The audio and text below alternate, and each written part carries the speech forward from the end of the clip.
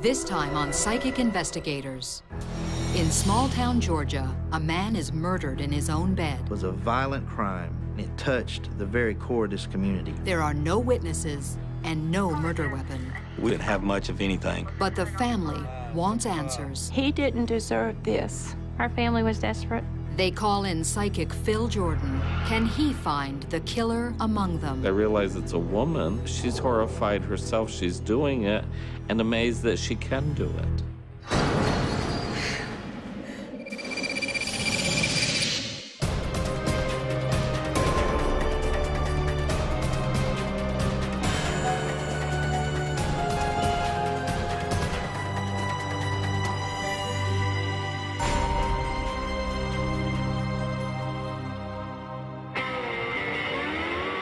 Thomaston, Georgia, about an hour's drive from Atlanta. An old mill town that's seen better days. A sleepy little community where doors are left unlocked. That is, until one late summer day in 2002. 8:30 in the morning, September 9th, a neighbor arrives at Thomas Bragg's front door. Bragg, a roofer, has recently broken his leg in a fall. His neighbor has offered to take Bragg on some errands. When no one answers, the neighbor steps inside.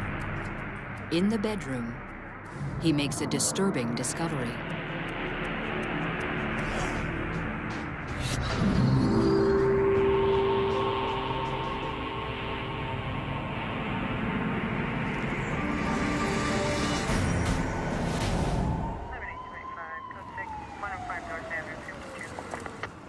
When we arrived on the scene, Mr. Bragg was in the bed.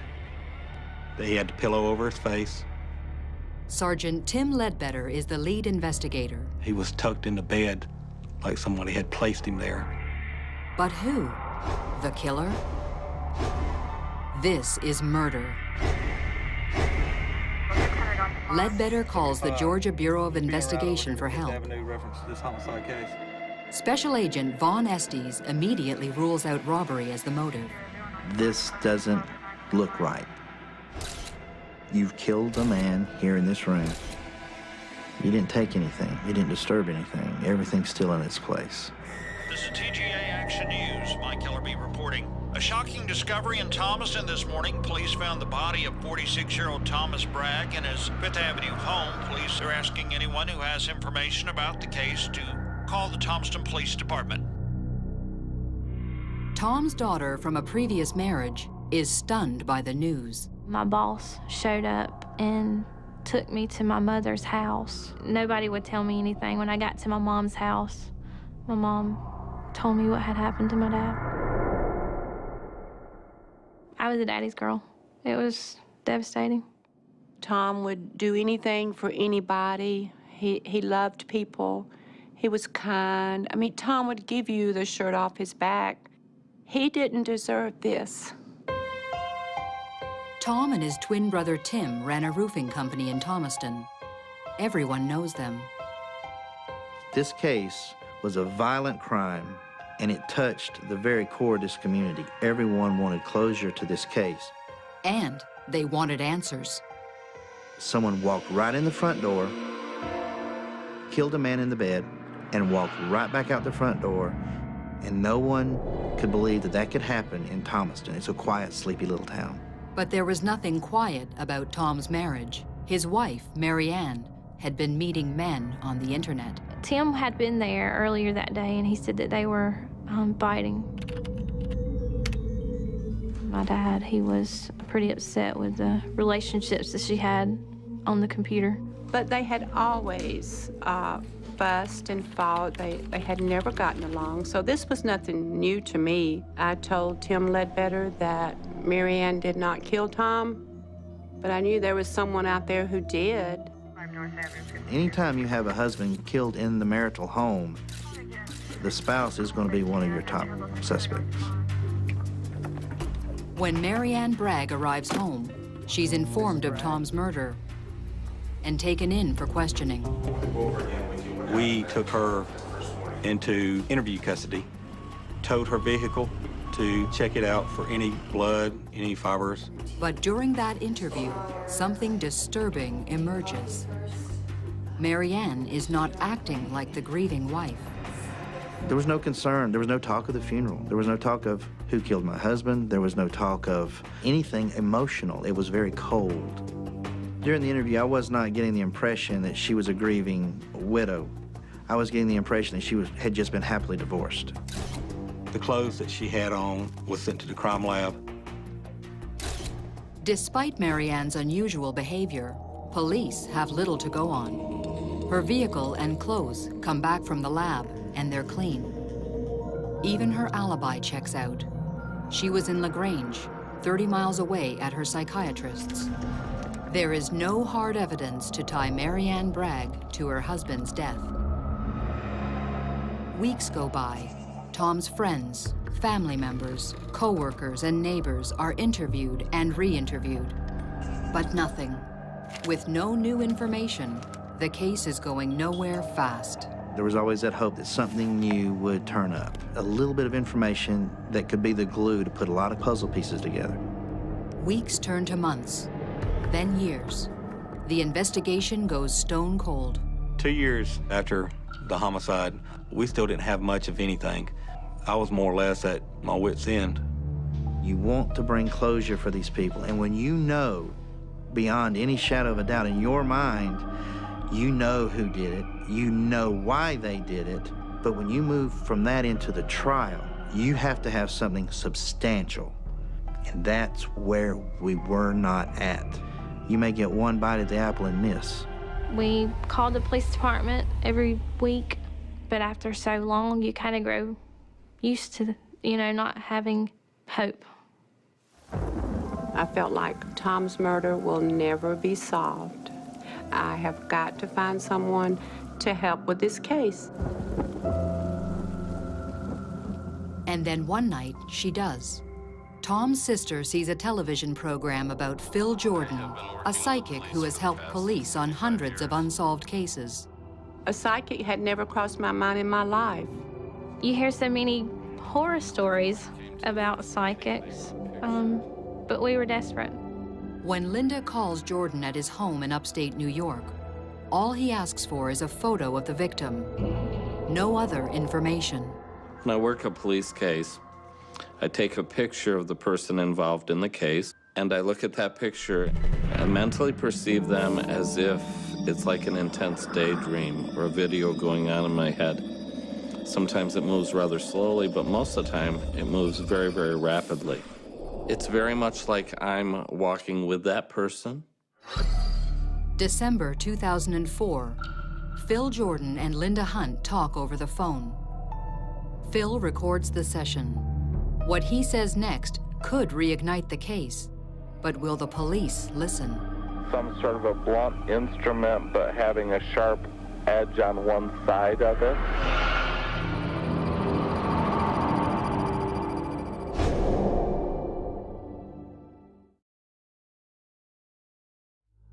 Thomaston, Georgia, a man is bludgeoned to death in his own bed.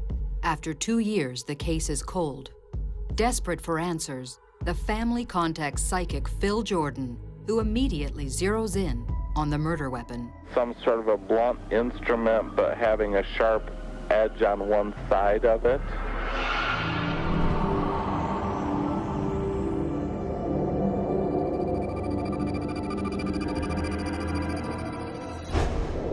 There's going to be a white one-story building.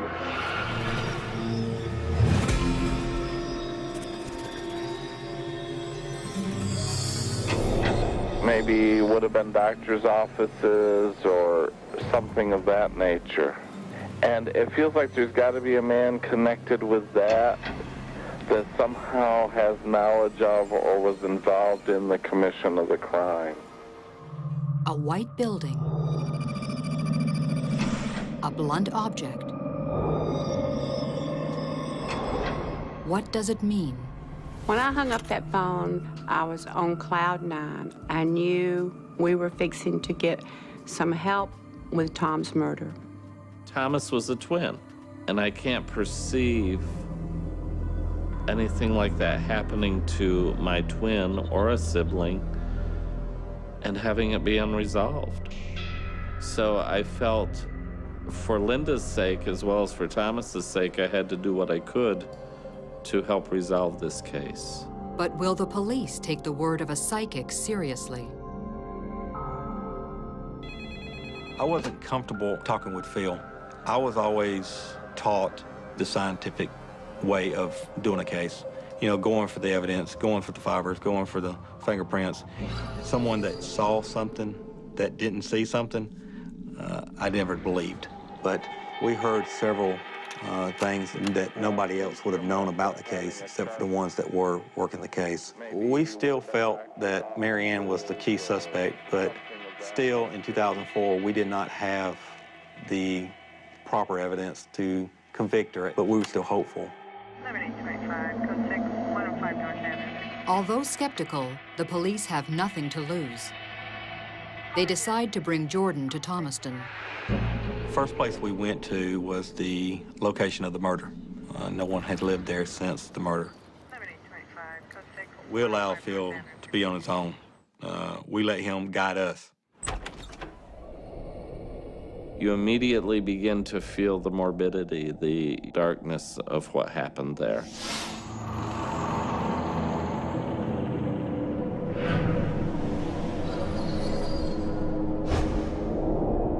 My psychic self takes over, and I walk through the house as if the house is furnished, as if people are living there, as if I'm with them on the day and time that the crime took place.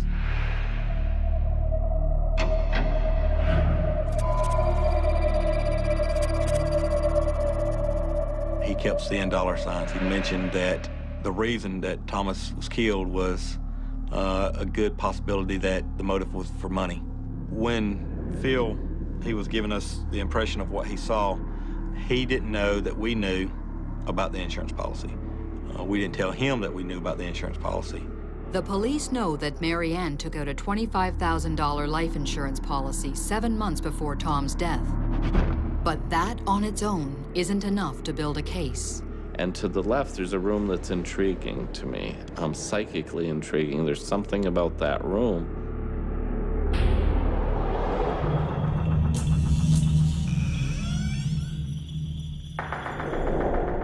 So I go in and I stand in the middle of the room and I realize this is where this man died.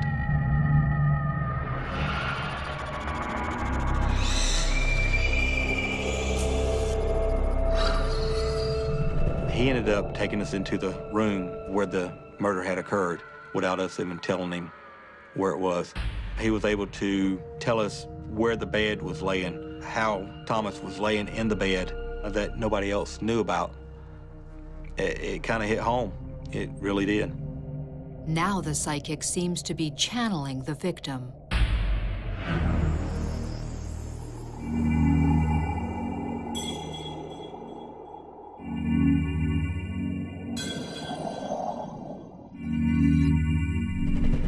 Suddenly, I'm hit in the head.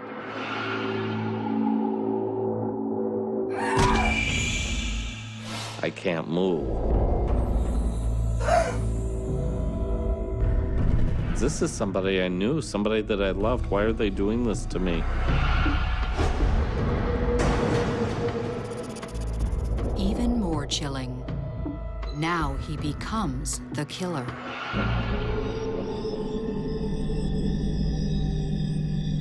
I realize it's a woman. She's horrified herself she's doing it and amazed that she can do it.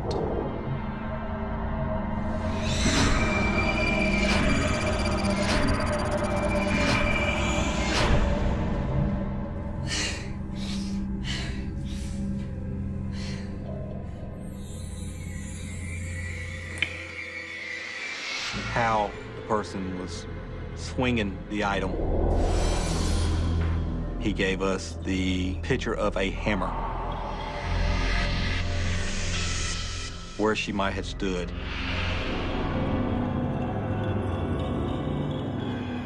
nobody knew at the time other than us. Suddenly I have this feeling that I've got to go to a different location.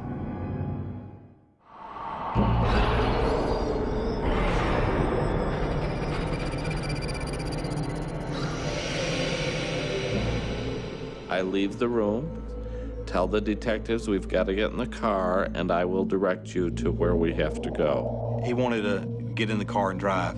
He said he had a strong feeling that he needed to take us somewhere.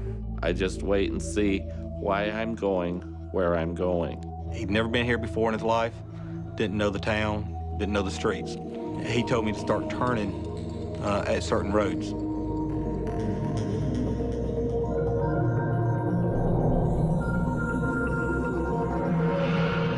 Now we have to go 2 blocks. We'll turn left.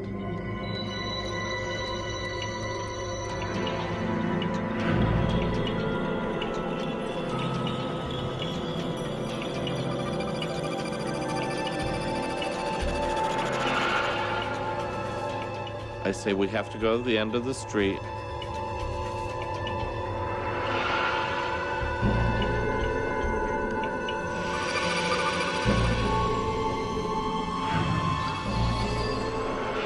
And turn right. We turn into a driveway, and I guess this is when I get cold chills, just thinking about looking back over it. At the same time, I was getting cold chills then. Code 6, 105 North Avenue, 52. There's something about that apartment that is connected to this crime.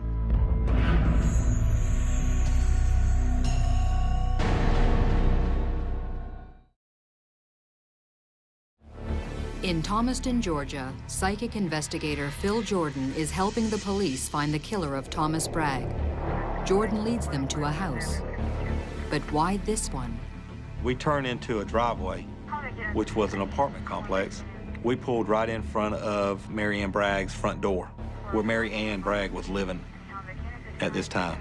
How? And I tell them the second apartment from the end is psychically intriguing to me.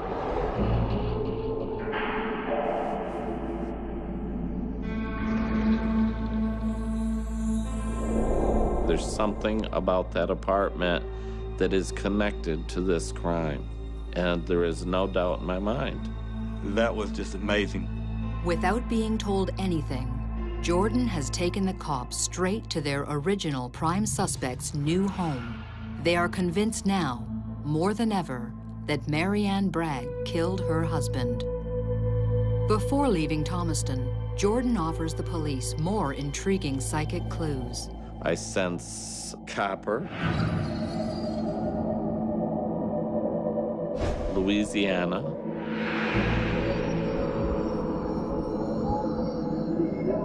Texas. When I left Georgia, they said this case is going to end in conviction, and I knew that it would be resolved. Then, a few weeks later, the cryptic clues, copper, Louisiana, and Texas, become clear. When an anonymous phone tip leads the police to Mary Ann's best friend. And her name was Penny Carter. So we thought, copper, Penny. And when we started looking for Miss Carter, she was no longer in Georgia. When they first interviewed Penny after the murder, she said nothing. Now, guided by Phil Jordan, the police track her down in Beaumont, right on the Texas-Louisiana border. Phil was on the track again. We were probably less than 30 miles from the Louisiana border and on the other side of Texas where we located her. We took her to one of the local police departments where we sat down and interviewed her. She drops a bombshell. Penny had been told by Mary Ann, not on one occasion, but 2 occasions, that she had killed Thomas. Phil Jordan's extraordinary insights and Penny Carter's explosive new information reignite the case. Take everyone's case file, everyone's interview, and categorize everything and get everything in a workable order, and then see what you have. Investigators re-examine Mary Ann's alibi for the time of the murder, a psychiatric appointment in LaGrange. Mary Ann's psychiatrist has steadfastly refused to break doctor-patient confidentiality. White, one-story building, maybe would have been doctor's offices. Got to be a man connected with that somehow has knowledge of the crime. But could the psychic be right? Does the key to this case lie in his session notes with Mary Ann on the morning of the murder? We were able to get the judge to issue the search warrant. We thought the information that was involved was more important than the patient confidentiality. And we were right. That was a pivotal piece of information. She's reporting to her psychiatrist, my husband's dead before the body's been discovered. I thought she was telling me the truth, and I believed her for a long time. Mary Ann Bragg is arrested on November 7th, 2005. 10 months later, the trial begins. Ms. Bragg, did you kill your husband? No, sir. The prosecution argues that Mary Ann Bragg struck her husband repeatedly on the left side of the head with a blunt instrument, covered his head with a pillow, and left for her doctor's appointment in LaGrange. As the trial unfolds, it becomes clear that Phil Jordan's visions were dead on. First, the cryptic connection to copper when Penny Carter tells the court what Mary Ann told her. What would you do or say if I killed Tom? Did you go to the police? No, I didn't. I was scared. Then, the doctor's notes from the morning of Tom Bragg's murder. Did Mary Ann Bragg see Dr. Andrews that day? The notes say that she did. Heath English is the assistant district attorney. The doctor's log indicated when he met with Mary Ann, she was quite upset. The reason for her state that morning was that her husband had been found dead. At that point in time, no one had contacted Mary Ann Bragg. And finally, the motive. The main motive in this particular case was money. After a 4-day trial, Mary Ann Bragg is found guilty and sentenced to life in prison. Her lawyers immediately file an appeal. When talking to people, and they ask me who is the most cold and diabolical and ruthless person I've ever encountered, I say the name Mary Ann Bragg. Without the visions of psychic Phil Jordan, the evidence leading to her conviction may never have been found. How did he see what no one else could? I think many times people's skepticism allows them to close a door that they may have wished could have been left open. Her statements to Penny, the statements made to the doctor, helped bring everything together. And without those two, to this day, I don't think you'd have a complete picture. Dealing with Phil throughout this case, it opened my mind to think more outside the box. Phil Jordan, with the help of the detectives, I give all the credit to. Phil Jordan is my hero.